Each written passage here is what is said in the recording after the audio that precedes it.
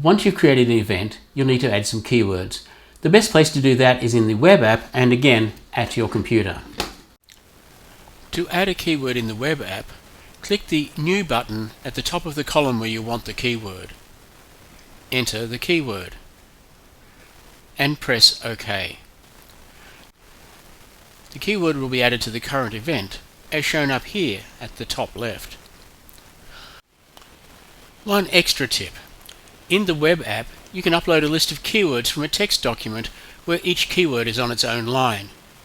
For the column you want to add to, click List. Then click Choose File and locate the file with your keywords.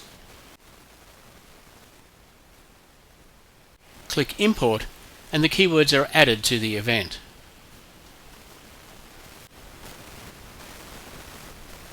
Simply click on the New button to add a keyword in the web application or upload a prepared list of keywords there.